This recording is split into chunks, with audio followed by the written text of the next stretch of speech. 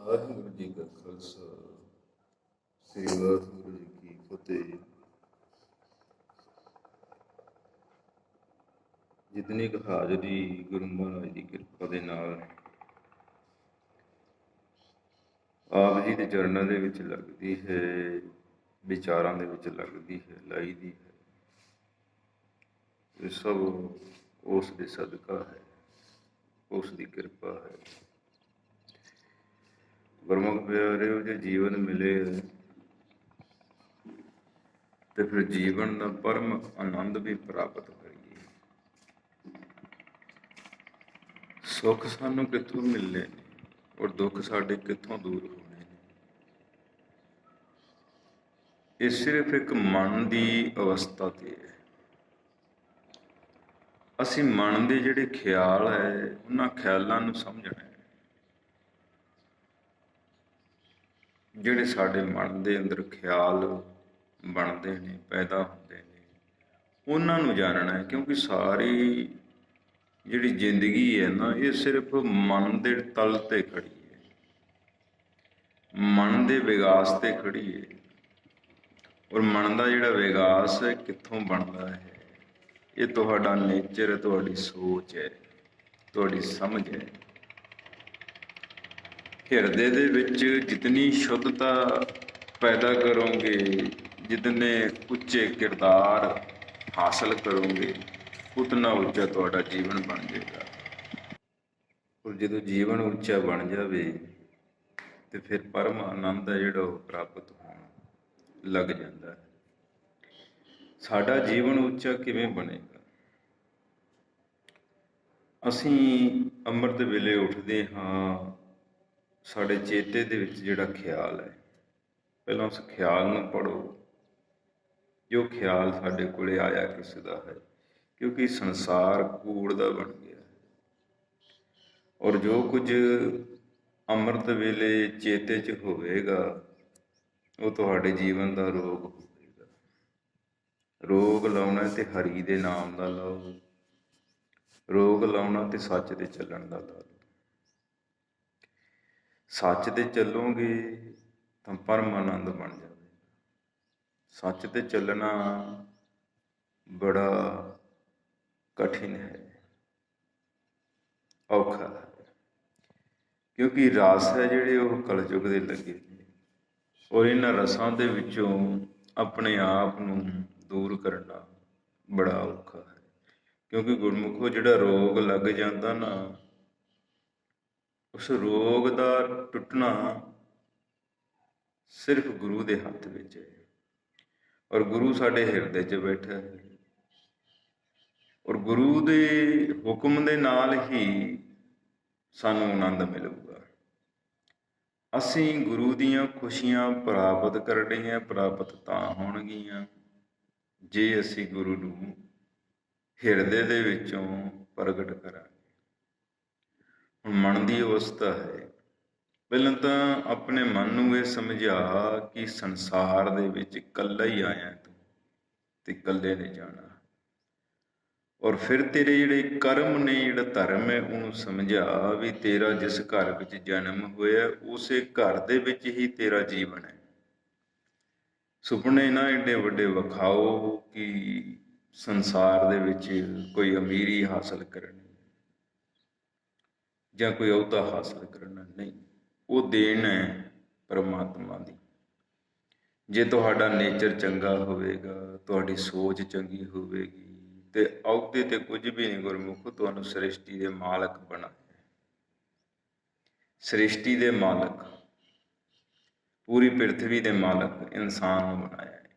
ਔਰ ਇਨਸਾਨ ਨੇ ਇਨਸਾਨ ਹੀ ਬਣਨਾ ਹੈ, ਬਸ ਇਨਸਾਨੀਅਤ ਬਣਾਉਣੀ ਹੈ। ਜੇ ਅਸੀਂ ਗੁਰੂ ਬਣ ਚੱਲ ਪਏ ਫਿਰ ਵੀ ਸਾਡਾ ਜੀਵਨ ਨਹੀਂ। ਕਿਉਂਕਿ ਗੁਰੂ ਤੇ ਪਹਿਲਾ ਸਮਰੱਥ ਹੈ, ਉਹਨੇ ਤੇ ਦੱਸਣਾ ਹੈ। ਸਾਨੂੰ ਸਭ ਕੁਝ ਦੱਸ ਵੀ ਦਿੱਤਾ ਹੈ, 1430 ਅੰਗ ਵਿੱਚ ਬਿਆਨ ਕਰਤਾ ਵੀ ਸਾਰੀ ਸ੍ਰਿਸ਼ਟੀ ਦਾ ਕੇਂਦਰ ਇਹ ਹੈ। ਹੁਣ ਗੁਰਮੁਖੋ, ਸੰਸਾਰ ਨੂੰ ਇੱਕ ਸਿਸਟਮ ਨੇ ਬੰਨ੍ਹਿਆ ਤੇ ਸਿਸਟਮ ਨੂੰ ਚਲਾਉਣ ਵਾਲੇ ਲੋਕ ਮਾੜੇ ਹੋ ਗਏ ਤੇ ਸਾਰਾ ਸੰਸਾਰ ਮਾੜਾ ਕਰ ਦਿੱਤਾ। ਹੁਣ ਸਿਸਟਮ ਨੂੰ ਤੇ ਨਹੀਂ ਬਦਲ ਸਕਦੇ, ਸਿਸਟਮ ਨੂੰ ਚਲਾਉਣ ਵਾਲਿਆਂ ਨੂੰ ਬਦਲ ਸਕਦੇ ਹਾਂ। ਭਾਵ ਕਿ ਅਸੀਂ ਆਪਣੇ ਮਨ ਨੂੰ ਬਦਲ ਸਕਦੇ ਹਾਂ, ਸਰੀਰ ਦੀ ਕਾਰ ਨੂੰ ਨਹੀਂ ਬਦਲ ਸਕਦੇ। ਸਰੀਰ ਦੀ ਕਾਰ ਤੇ ਗੁਰਮੁਖੋ ਜੰਮਣਾ ਮਰਨਾ, ਬੱਚੇ ਪੈਦਾ ਕਰਨੇ, ਸੰਸਾਰ ਦੀ ਕਾਰ ਹੈ, ਇਹ ਤਾਂ ਚੱਲਦੀ ਜਾਈਏ, ਇਹਨੂੰ ਕੌਣ ਬਦਲ ਦੇਗਾ? ਬਦਲਣਾ ਤੂੰ ਆਪਣੇ ਆਪ ਨੂੰ ਹੈ, ਆਪਣੇ ਜੀਵਨ ਨੂੰ ਹੈ। ਜਿਹੜੇ ਤੁਹਾਨੂੰ ਗਲਤ ਰਾਹ ਪਾ ਰਹੇ ਆ ਉਹਨਾਂ ਨੂੰ ਬਦਲਣਾ, ਜਿਨ੍ਹਾਂ ਦੇ ਹੱਥ ਤੁਸੀਂ ਸਿਸਟਮ ਫੜਾਇਆ ਉਹਨਾਂ ਨੂੰ ਬਦਲਣਾ, ਜਿਨ੍ਹਾਂ ਦੇ ਹੱਥ ਤੁਸੀਂ ਆਪਣਾ ਜੀਵਨ ਦਿੱਤਾ ਹੈ ਉਹਨਾਂ ਨੂੰ ਬਦਲਣਾ, ਉਹ ਗਲਤ ਨੇ। ਤੇਰਾ ਸਰੀਰ ਤੇਰੇ ਮਨ ਦੇ ਕੇਂਦਰ ਦੇ ਅੰਦਰ ਹੈ, ਮਨ ਦੇ ਵੱਸ 'ਚ ਹੈ। ਤੂੰ ਆਪਣੇ ਮਨ ਨੂੰ ਬਦਲਣਾ ਹੈ, ਬਸ ਮਨ ਨੂੰ ਗੁਰੂ ਨੂੰ ਦੇ ਦੇ। ਜਿਹੜਾ ਮਨ ਹੈ ਨਾ ਤੇਰਾ ਪਿਆਰਿਆ, ਇਹਨੂੰ ਤੂੰ ਸੱਚ ਨੂੰ ਦੇ ਦੇ, ਸੱਚ ਨੂੰ ਸੌਂਪ ਦੇ। ਜੇ ਤੂੰ ਸੱਚ ਨੂੰ ਦੇ ਦਿੱਤਾ ਆਪਣੇ ਮਨ ਨੂੰ, ਫਿਰ ਇਹਦੇ ਅੰਦਰ ਆਨੰਦ ਬਣ ਜਾਣਾ ਹੈ, ਕਿਉਂਕਿ ਤੇਰੀ ਚੇਤਨਾ ਹੀ ਮੁੱਕ ਜਾਣੀ ਹੈ, ਤੇਰੀ ਕਲਪਨਾ ਹੀ ਮੁੱਕ ਜਾਣੀ ਹੈ ਕਿ ਤੂੰ ਆਹ ਕਰਨਾ ਹੈ, ਉਹ ਕਰਨਾ ਹੈ। ਫਿਰ ਜੋ ਕੁਛ ਕਰਨਾ ਹੈ ਉਹ ਗੁਰੂ ਨੇ ਕਰਨਾ ਹੈ, ਤੂੰ ਪਾਣੇ 'ਚ ਰਹੇਗਾ। ਜਦ ਤੱਕ ਤੂੰ ਆਪਣੇ ਮਨ ਦੀਆਂ ਉਹ ਭਾਵਨਾਵਾਂ ਜਿਹੜੀਆਂ ਉਹਨਾਂ ਨੂੰ ਨਹੀਂ ਸਮਝ ਸਕਦਾ, ਤਦ ਤੱਕ ਤੇਰਾ ਜੀਵਨ ਨਹੀਂ ਬਣੇਗਾ। ਮਨ ਨੂੰ ਸਮਝੋ ਕਿ ਸਾਡਾ ਮਨ ਕਿਹੜੇ ਰਾਹ ਪਿਆ ਹੈ। ਕੂੜ ਦੇ ਰਾਹ 'ਚ ਲੱਗੇ ਹੋ, ਘਰ ਦਾ ਆਨੰਦ ਛੱਡ ਕੇ ਬਾਹਰ ਆਨੰਦ ਭਾਲਦੇ ਹੋ, ਨਹੀਂ ਮਿਲਦਾ। ਘਰ ਸੁੱਖ ਵਸਿਆ, ਬਾਹਰ ਸੁੱਖ ਪਾਇਆ। ਜੇ ਘਰ ਦੇ ਅੰਦਰ ਸੁੱਖ ਵਸੂਗਾ ਤੇ ਤਾਂ ਬਾਹਰ ਸੁੱਖ ਪਾਓਗੇ, ਨਹੀਂ ਪਾ ਸਕਦੇ। ਹੁਣ ਸਰੀਰ ਰੂਪੀ ਵੀ ਘਰ ਹੈ, ਇੱਕ ਸਰੀਰ ਦਾ ਵੀ ਘਰ ਹੈ। ਇੱਕ ਤੇ ਖੁਦ ਸਰੀਰ ਹਰੀ ਦਾ ਮੰਦਰ ਹੈ, ਤੇਰਾ ਸਰੀਰ ਹੈ ਨਾ ਜਿਹੜਾ, ਇੱਕ ਪਰਮਾਤਮਾ ਦਾ ਘਰ ਹੈ। ਪਰਮਾਤਮਾ ਦੇ ਅੰਦਰ ਹੈ ਸਵਾਸਾ ਰੂਪੀ ਪੂੰਜੀ ਜਿਹੜੀ ਦੇ ਰਿਹਾ ਹੈ। ਹੁਣ ਤੁਸੀਂ ਇਹ ਸੋਚੋ ਪਿਆਰੇ ਹੋ ਵੀ ਤੁਸੀਂ ਆਪਣੇ ਸਰੀਰ ਦੇ ਅੰਦਰ ਪਾ ਕੀ ਰਹੇ ਹੋ? ਇਹ ਅੰਨ ਦੀ ਦੇਹ ਹੈ ਤੇ ਇਹਨੂੰ ਰਸ ਕਿਹੜੇ ਲਾਏ ਆ? ਗੁਰੂ ਇਹਦੇ ਅੰਦਰ ਬੈਠਾ, ਇਹ ਨਾ ਆਖੋ ਵੀ ਤੁਹਾਡੇ ਰਸਾਂ ਨੂੰ ਸਮਝਦਾ ਨਹੀਂ। ਤੁਸੀਂ ਆਪਣੇ ਸਰੀਰ ਦੇ ਅੰਦਰ ਰਸ ਕਿਹੜੇ ਲਾਏ ਆ? ਕਲਯੁਗ ਬਹਿ ਗਿਆ ਤੁਹਾਡੇ ਅੰਦਰ, ਕਲਯੁਗ ਨੇ ਆਪਦੇ ਰਸ ਲਾਏ ਆ, ਤੁਹਾਨੂੰ ਸਮਝ ਹੀ ਨਹੀਂ ਆਉਂਦੀ। ਭੜਕ ਹੀ ਰਹੇ ਹੋ, ਬੜੇ ਭੜਕਦੇ, ਹਰ ਜਗ੍ਹਾ ਤੇ ਭੜਕਣਾ ਲੱਗੀ। ਕਦੇ ਸਹਿਜ ਮਿਲਿਆ ਕਿਸੇ ਕੋਲੋਂ? ਜਿਸ ਕਿਸੇ ਨੂੰ ਦੇਖੀਏ ਅੱਗ ਹੀ ਹੈ, ਅੱਗ ਹੀ ਹੈ ਪਿਆਰੇ। ਕਿਉਂ ਅੱਗ ਹੈ? ਕਿਉਂਕਿ ਯੁੱਗ ਅੱਗ ਦਾ ਹੀ ਹੈ। ਕਲ ਯੁੱਗ ਯੁੱਗ ਅਗਨੀ ਕਾ, ਕੂੜ ਅਗਰਥ ਵਾਹੋ।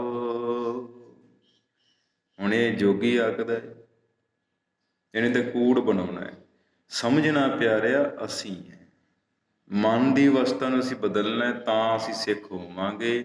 ਸਿੱਖ ਦਾ ਮਤਲਬ ਹੈ ਸਿੱਖਿਆ ਲੈਣਾ, ਤੇ ਲੈਣੀ ਕੀ ਤੂੰ ਹੈ? ਜਿਨ੍ਹਾਂ ਨੇ ਪਹਿਲਾਂ ਲਈ ਹੋਈ ਹੈ, ਜਿਨ੍ਹਾਂ ਨੇ ਗੁਰੂ ਨੂੰ ਗੁਰੂ ਮੰਨਿਆ ਹੈ, ਜਾਂ ਗੁਰੂ ਨੂੰ ਮੰਨ ਕੇ ਗੁਰੂ ਨੂੰ ਪਾਇਆ ਹੈ। ਅਸਲ ਗੱਲ ਤੇ ਪਾਉਣ ਦੀ ਹੈ। ਜੇ ਪਾ ਲਿਆ ਫਿਰ ਤੇ ਪਰਮ ਆਨੰਦ ਹੈ। ਜੇ ਰਾਹ ਤੇ ਚੱਲੇ ਆ ਫਿਰ ਵੀ ਕੁਝ ਸਿੱਖਦੇ। ਸਾਰਾ ਸੰਸਾਰ ਸਿੱਖਣ ਵਾਸਤੇ ਹੈ ਗੁਰਮੁਖੋ। ਸਿੱਖਦਾ ਸਿੱਖਦੇ ਵੀ ਆਪਣਾ ਜੀਵਨ ਪੂਰਾ ਕਰ ਲੈਂਦੇ। ਕਮਾਇਆ ਕੀ ਹੈ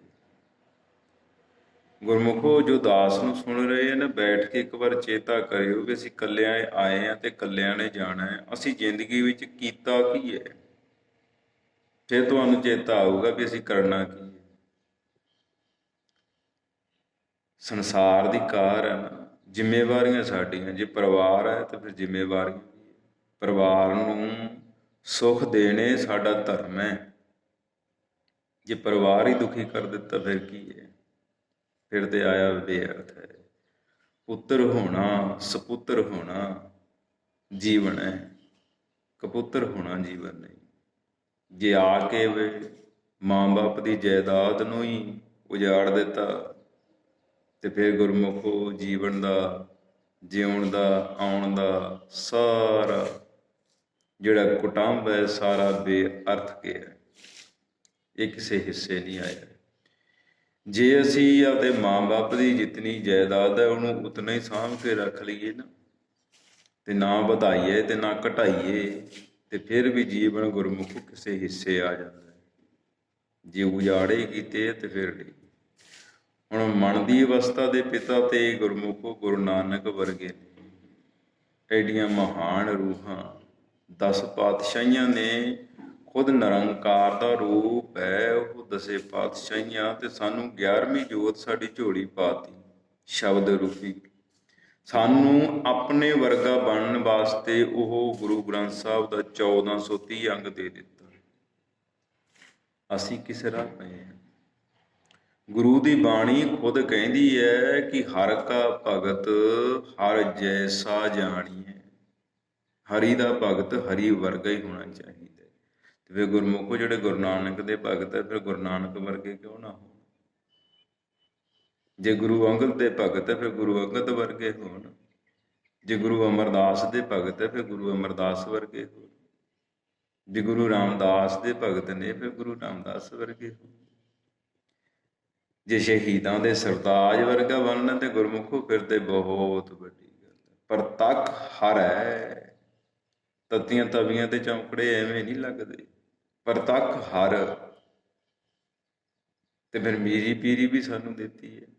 ਬਣ ਕੇ ਤੇ ਵੇਖੋ, ਸੰਸਾਰ ਦਾ ਰਾਜ ਵੀ ਦਿੱਤਾ ਸਾਨੂੰ। ਨਿਰੰਕਾਰ ਨੇ ਆਪਣਾ ਪੀਰਖਾਨਾ ਵੀ ਦਿੱਤਾ, ਪੀਰੀ ਵੀ ਦਿੱਤੀ ਹੈ। ਮੀਰੀ ਤੇ ਪੀਰੀ ਦੋਵੇਂ ਦਿੱਤੀਆਂ ਨੇ। ਫਕੀਰੀ ਸਾਨੂੰ ਬਾਬੇ ਨਾਨਕ ਨੇ ਦਿੱਤੀ ਹੈ, ਮੀਰੀ ਸਾਨੂੰ ਛੇਵੇਂ ਪਾਤਸ਼ਾਹ ਨੇ ਦਿੱਤੀ, ਪੀਰੀ ਸਾਨੂੰ ਛੇਵੇਂ ਪਾਤਸ਼ਾਹ ਨੇ ਦਿੱਤੀ। ਸਾਨੂੰ 10 ਜਮਾਤਾਂ ਦਿੱਤੀਆਂ। 10 ਜਮਾਤਾਂ ਵਿੱਚ ਸਾਡਾ ਜੀਵਨ ਕੰਚਨ ਬਣਾ ਦਿੱਤਾ। ਸਾਡਾ ਜੀਵਨ ਹੀਰਾ ਬਣਾ ਦਿੱਤਾ। ਕਦੇ ਪੜ੍ਹੇ? ਕਿਸੇ ਇੱਕ ਦਾ ਜੀਵਨ ਹੀ ਪੜ੍ਹ ਲੈਂਦੇ, ਇੱਕ ਗੁਰੂ ਵਰਗੇ ਬਣ ਜਾਂਦੇ। ਤੁਹਾਨੂੰ ਕੌਣ ਕਹਿੰਦਾ ਕਿ ਤੁਸੀਂ ਗੁਰੂ ਵਰਗੇ ਨਹੀਂ ਬਣ ਸਕਦੇ? ਬਣ ਸਕਦੇ ਹੋ। ਜੇ ਨਹੀਂ ਬਣ ਸਕਦੇ ਤਾਂ ਖਾਲਸੇ ਵਰਗੇ ਨਹੀਂ ਬਣ ਸਕਦੇ। ਖਾਲਸਾ ਇੱਕੋ ਹੀ ਸੀ, ਉਹ ਨਹੀਂ ਬਣ ਸਕਦਾ ਕੋਈ, ਨਾ ਅੱਜ ਤੱਕ ਬਣਿਆ। ਤੁਸੀਂ ਉਹ ਬਣਨ ਚੱਲੇ ਹੋ। ਤਾਂ ਹੀ ਆਹ ਗੁਰਮੁਖੋ ਜਿਹੜਾ ਦੁਖਾਂਤ ਖੜਾ ਹੋਇਆ, ਤੁਸੀਂ ਗੁਰੂ ਦੇ ਗੁਰੂ ਨੂੰ ਬਣਨ ਚੱਲੇ ਹੋ, ਜਿਹੜਾ 10 ਜਨਮਾਂ ਦੇ ਵਿੱਚ 10 ਪਾਤਸ਼ਾਹੀਆਂ ਨੇ 11ਵੀਂ ਜੋਤ ਵਿੱਚੋਂ ਪ੍ਰਗਟ ਕਰਕੇ ਤੁਹਾਡੇ ਸਾਹਮਣੇ ਸਾਖਸ ਉਹ ਅਕਾਲ ਮੂਰਤ ਪੈਦਾ ਕਰ ਦਿੱਤੀ ਖਾਲਸੇ ਦੀ। ਉਸ ਦਾ ਰੂਪ ਧਾਰਨ ਚੱਲੇ ਹੋ ਤੁਸੀਂ, ਜਿਹਦੇ ਅੱਗੇ ਖੁਦ ਗੁਰੂ ਕਲਗੀਧਰ ਪਾਤਸ਼ਾਹ ਨਸਮਸਤਕ ਹੋ ਗਿਆ। ਉਹਦੇ ਚਰਨਾਂ 'ਚ ਬੈਠ ਕੇ ਤੁਸੀਂ ਉਹਦਾ ਅਪਮਾਨ ਕਰਨ ਚੱਲੇ ਹੋ ਤੇ ਗੁਰੂ ਦੀ ਤੋਹੀਨ ਕੀਤੀ ਹੈ। ਜਿਨ੍ਹਾਂ ਨੇ ਖਾਲਸਾ ਬਣਨ ਦੀ ਕੋਸ਼ਿਸ਼ ਕੀਤੀ ਹੈ, ਖਾਲਸਾ ਨਹੀਂ ਬਣ ਸਕਦਾ ਕੋਈ।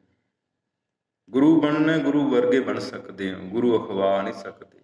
ਗੁਰੂ ਨਾਨਕ ਵਰਗਾ ਬਣ ਜਾਓ ਗੁਰਮੁਖੋ। ਗੁਰੂ ਨਾਨਕ ਦਾ ਜੀਵਨ ਪੜ੍ਹੋ, ਉਹਨਾਂ ਨੇ ਸਾਰਾ ਜੀਵਨ ਕਿਵੇਂ ਗੁਜ਼ਾਰਿਆ। ਫਿਰ ਗੁਰੂ ਅੰਗਦ ਦੇਵ ਜੀ ਦਾ ਪੜ੍ਹ ਲਓ ਜੀਵਨ। 10 ਪਾਤਸ਼ਾਹੀਆਂ ਦਾ ਜੀਵਨ ਪੜ੍ਹ ਕੇ ਵੇਖੋ, ਉਹਨਾਂ ਨੇ ਜੀਵਨ ਕਿਵੇਂ ਗੁਜ਼ਾਰੇ ਨੇ। ਤੇ ਜੇ ਜੀਵਨਾਂ ਨੂੰ ਪੜ੍ਹ ਕੇ ਅਸੀਂ ਉਹੋ ਜਿਹੇ ਬਣ ਜਾਵਾਂਗੇ ਤਾਂ ਅਸੀਂ ਭਗਤ ਅਖਵਾਵਾਂਗੇ। ਨਹੀਂ ਕਿੱਥੇ ਗੁਰਮੁਖੋ। ਨਾ ਤੇ ਤੁਹਾਨੂੰ ਭਗਤੀ ਦਾ ਪਤਾ ਹੈ, ਨਾ ਤੁਹਾਨੂੰ ਆਪਣੇ ਜੀਵਨ ਦਾ ਪਤਾ ਹੈ। ਤੁਸੀਂ ਸਿਰਫ ਇੱਕ ਜਦਾਈ ਦੇ ਵਿੱਚ ਲੱਗੇ ਹੋਏ ਹੋ। ਇੱਕ ਅਹੁਦੇਦਾਰੀਆਂ ਦੀ ਭੁੱਖ ਹੈ, ਇੱਕ ਮਾਇਆ ਦੀ ਭੁੱਖ ਹੈ, ਕਲਯੁਗ ਦੇ ਵਿਕਾਰਾਂ ਦੀ ਭੁੱਖ ਹੈ। ਅੱਜ ਸੰਸਾਰ ਦੇ ਉੱਤੇ ਨਾ ਕੋਈ ਰਹਿਤ ਹੈ, ਨਾ ਕੋਈ ਮਰਿਆਦਾ ਹੈ, ਨਾ ਕੋਈ ਕਰਮ ਹੈ, ਨਾ ਕੋਈ ਧਰਮ ਹੈ। ਦਾਸ ਨੇ ਤੇ ਵੇਖਿਆ, ਦਾਸ ਨੇ ਜਿਸ ਦ੍ਰਿਸ਼ਟੀ ਦੇ ਨਾਲ ਸੰਸਾਰ ਨੂੰ ਵੇਖਿਆ, ਮੈਨੂੰ ਨਹੀਂ ਲੱਗਦਾ ਕਿ ਇੱਥੇ ਕੋਈ ਭਗਤ ਹੈ। ਭਗਤ ਬਣਨਾ ਬਹੁਤ ਔਖਾ ਹੈ। ਪਰ ਇਹ ਵੀ ਨਹੀਂ ਕਿ ਇੱਥੇ ਭਗਤ ਨਹੀਂ, ਕਿਉਂਕਿ ਜੇ ਨਾ ਭਗਤ ਹੁੰਦੇ ਤੇ ਫਿਰ ਕੁਦਰਤ ਨਹੀਂ ਹੋਣਾ ਸੀ। ਭਗਤ ਹੈਗੇ ਨੇ, ਪਰ ਉਹ ਕੈਸੇ ਭਗਤ ਨੇ ਉਹਨਾਂ ਨੂੰ ਜਾਣਨਾ ਪੈਣਾ। ਜੇ ਭਗਤ ਹੋ ਤੇ ਭਗਤਾਂ ਦਾ ਮਾਰਗ ਵਿਖਮ ਹੈ, ਔਖੇ ਰਾਹ ਨੇ।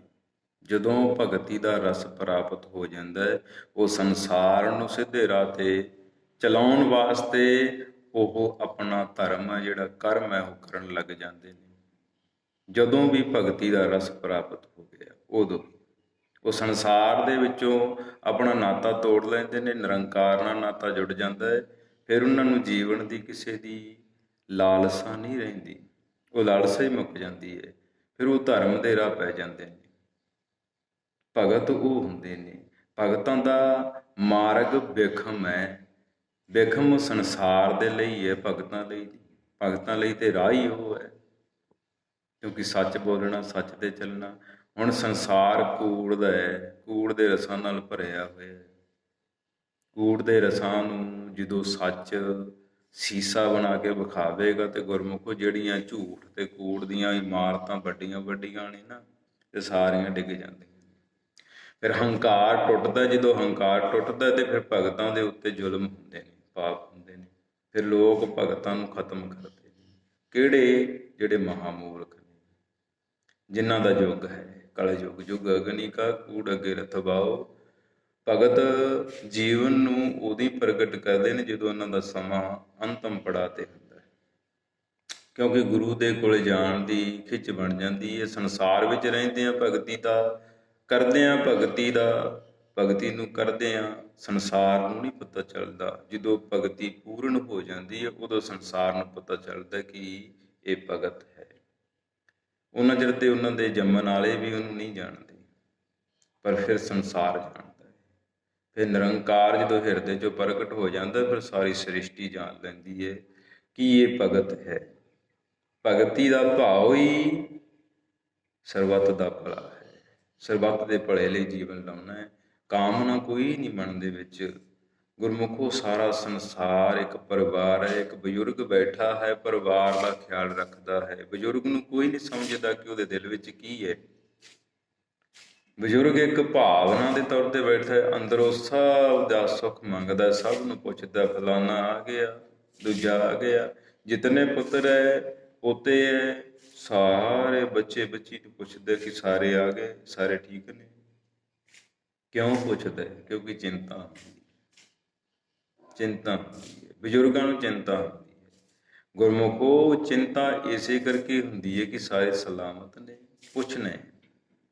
ਤੇ ਜਦੋਂ ਖੁਦ ਹੀ ਚੱਲਣਾ ਜਾਣਾ ਗੁਰਮੁਖੋ, ਤੇ ਫਿਰ ਪਤਾ ਲੱਗਦਾ ਸੰਸਾਰ ਨੂੰ, ਪਰਿਵਾਰ ਨੂੰ ਕਿ ਬਜ਼ੁਰਗ ਕੀ ਹੁੰਦੇ ਨੇ।